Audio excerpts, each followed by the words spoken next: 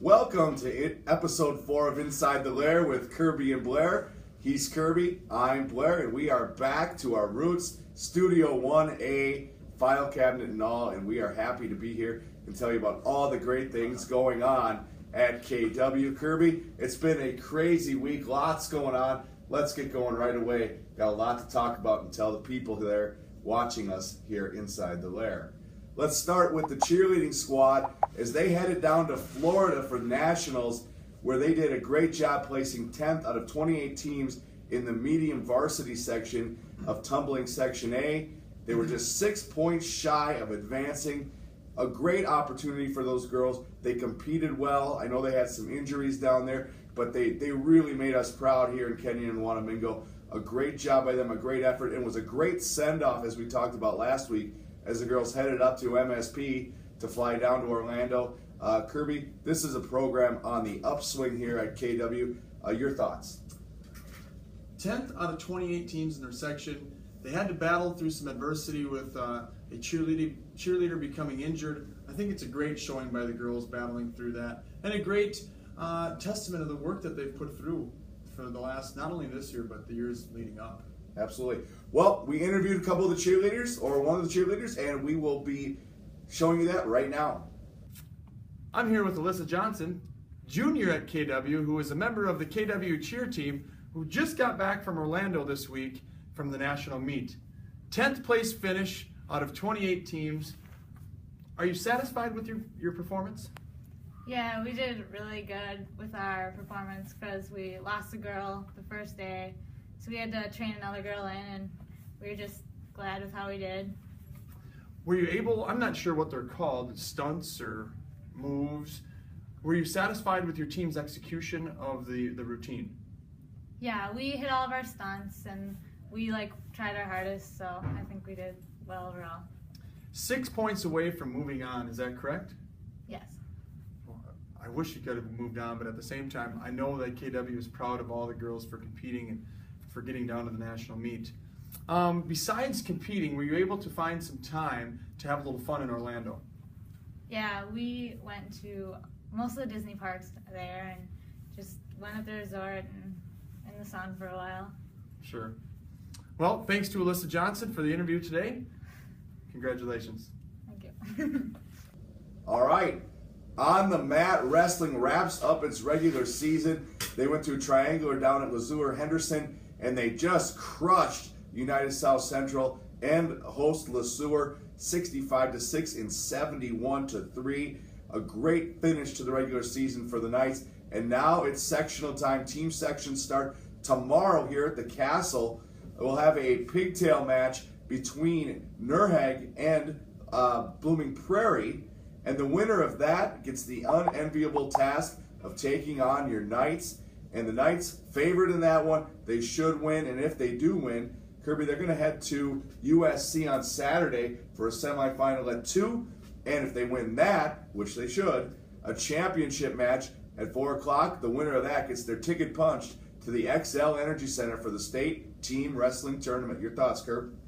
Well, a record of 28-3 going into the postseason. They've had their share of battles with teams that are pretty good in the country and getting that national ranking. Very proud of the boys so far. I know they're not ready to be done. They're not going to be satisfied until they get that championship. And going back to the Lesueur Henderson Triangular, I just wanted to point out that Ben Bowen, senior wrestler, picked up his first varsity win. So happy for Ben, as he has been with the program all through high school and middle school, and very proud of his mental toughness to stick with it all the way till the end. So congrats to Ben Bowen on his first varsity win, and Tyler Craig, just a young 7th grader, got in there and got his first victory too for the varsity team. Congrats to those two guys, and I hope to see you guys get that ticket punched this weekend. That's a great story. Good luck to those wrestlers as they go for that team title.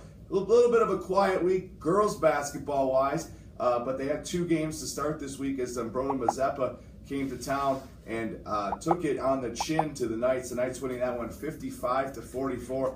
A great effort to start the week. And then last night, a bit of a hiccup as they lost to Waterville Elysian Morristown by a score of 64-59. It was a close one, but the Buccaneers were just a little bit too much for your Lady Knights. But the team now 13-9 on the season. They look to be one of the top 4, 5, or 6 seeds if the playoffs were to start today. Coach Lurkin and his staff working very hard, and these girls really playing some balanced basketball. As you take a look at some of the scoring results, we're seeing a lot of players getting their name in the scorebook.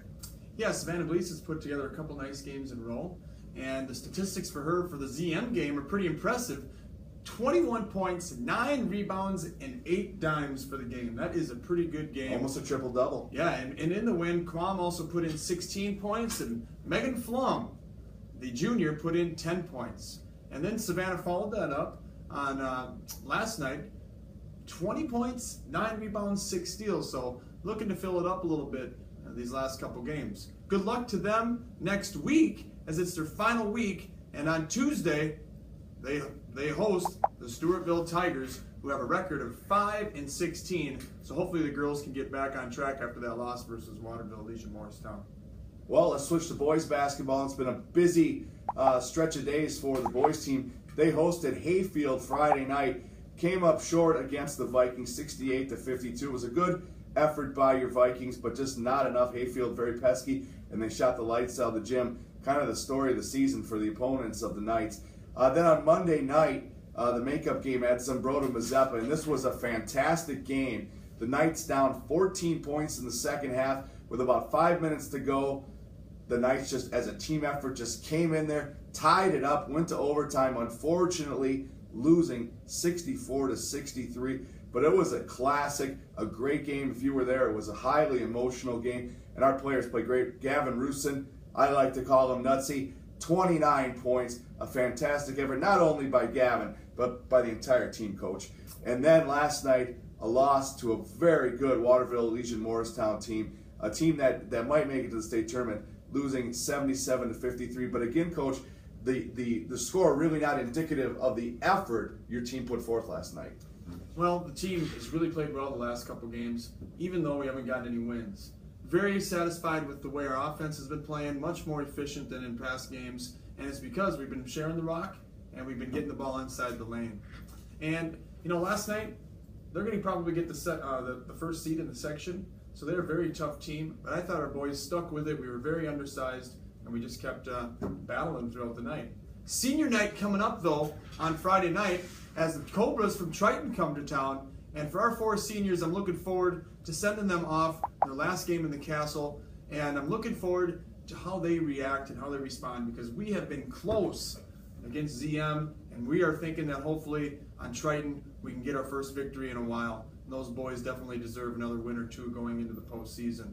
And not only is it the last game at home, on Tuesday it's the last regular season game at Medford, a team that has been searching for some wins themselves. And so it'll be a good game on Tuesday night versus Medford. Now, playoffs start on Thursday, and right now it's looking like either Lake City or Caledonia will be the Knights' opponent on Thursday night, which will be on the road. And just for driving's sake, just for the bus drive's sake, LC. We're hoping LC. But no matter where it is, we'd love to have you. A little bit of a fan support would be great for us. Being one of those 116 or 215 matchups, it'd be awesome to see some familiar faces in the stands, whether it's at Caledonia or Lake City. Let's switch now to some news and notes and some great things happening here. Ted Androli signing with University of Minnesota Crookston. Kirby, your thoughts on Ted signing with those Golden Eagles? Yeah, the Golden Eagles are getting very lucky getting a explosive player, especially on the defensive end. Linebacker for us last year, can go sideline to sideline faster than any guy I've seen in the whole season that we played. And so Ted Androli is very deserving of this, and I hope he, and I know he will do this, makes the most of his 4 years, maybe 5 if they redshirt him, at University of Minnesota Crookston. Congratulations to Ted on that signing. Great story there. And then another great story out of Wanamingo about a week and a half ago. A gym dedication there at the school. And Kirby, I'll let you touch on this because I did not have the pleasure of knowing Mr. Jeff Iguodala, hired after his unfortunate passing. But from what I've heard, a beautiful evening celebrating a beautiful man in Wanamingo. Yeah, Mr. Evert, he was my principal when I was a kid. And just a story about Mr. Evert. when I was a young kid coming up, getting into the almost junior high stage, I called him by his first name once. Ooh. And he let me know that he wanted a little more respect than that. And now as an adult, I had so much respect for Jeff Evert, the man. And you could take a look at the news article from the Kenyon Leader that covered that dedication at the Wanamingo Gym 2 weekends ago.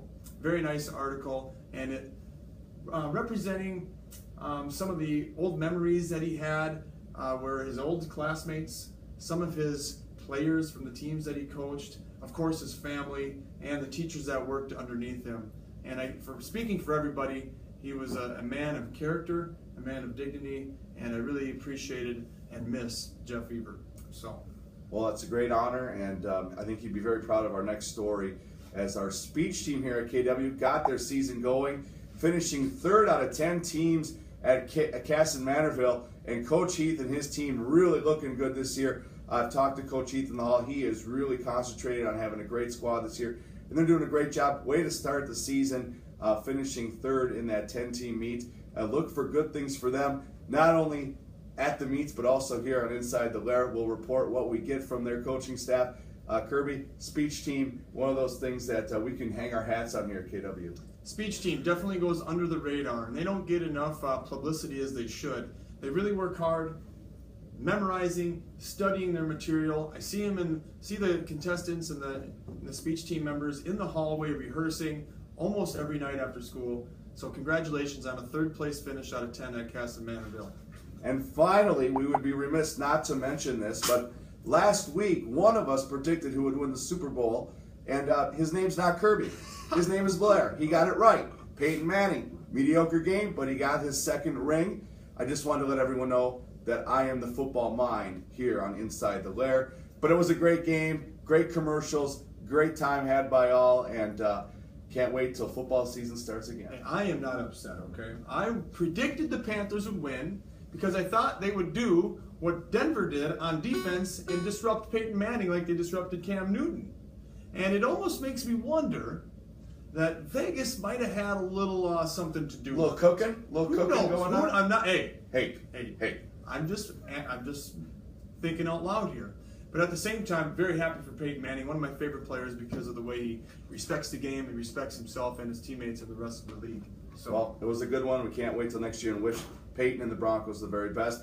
That will do it for us for another episode of Inside the Lair with Kirby and Blair. Thank you so much for watching. You can follow us on Twitter. I'm HometownGuy33. Kirby, you are? At K. Vanderwalker. Thanks for watching. We'll see you next week Inside the Lair with Kirby and Blair. Oh, yeah. Goodbye.